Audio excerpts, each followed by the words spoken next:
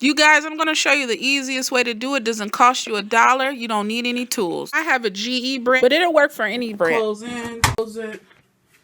You got your time on, which it needs to be. You hit start. Nothing. You know what you need to do?